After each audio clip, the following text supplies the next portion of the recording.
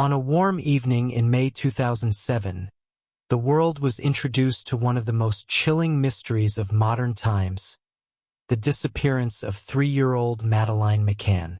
What began as a family vacation in Portugal quickly spiraled into an international investigation filled with twists, theories, and heartbreaking questions that remain unanswered to this day.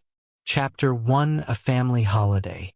In May 2007, the McCann family arrived in the seaside resort of Praia da Luz, Portugal. Kate and Gerry McCann, both doctors from the UK, were on holiday with their 3 children, 3-year-old Madeleine, and her younger twin siblings, Sean and Amelie. The Ocean Club resort promised relaxation, tennis courts, swimming pools, and a short walk to the beach. It was the perfect setting for families seeking sun and safety. The McCanns came with a group of friends, many of them parents too. Together, they became known as the Tapas 7, often dining together in the resort's tapas bar while their children slept nearby. For the McCanns, this holiday was meant to be a break from the intensity of work and family life. But what began as a dream getaway would soon unravel into one of the most haunting mysteries of modern times. Chapter 2: The Night of May 3rd. On the evening of May 3rd, the McCanns joined their friends for dinner at the Tapas restaurant, located about 55 meters from their apartment. The plan was simple. They would check on their sleeping children in intervals throughout the evening. At around 10 p.m., Kate McCann went back to the apartment. As she entered, she noticed something strange. The bedroom door was slightly ajar. The window was open, and the shutters were raised. And most chilling of all, Madeleine's bed was empty. Panic swept through Kate as she realized her daughter was gone. She ran back to the restaurant, shouting, "They've taken her!" Within minutes, the group of friends was searching every corner of the resort.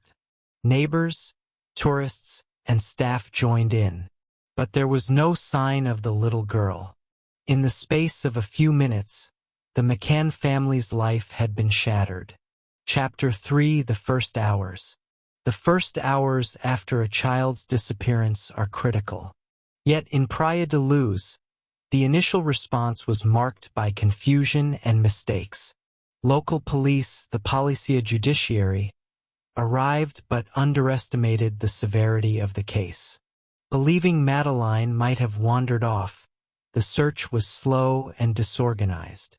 The apartment was not immediately secured as a crime scene. Strangers walked in and out, contaminating possible evidence. Even bedsheets and furniture were moved before forensic teams arrived.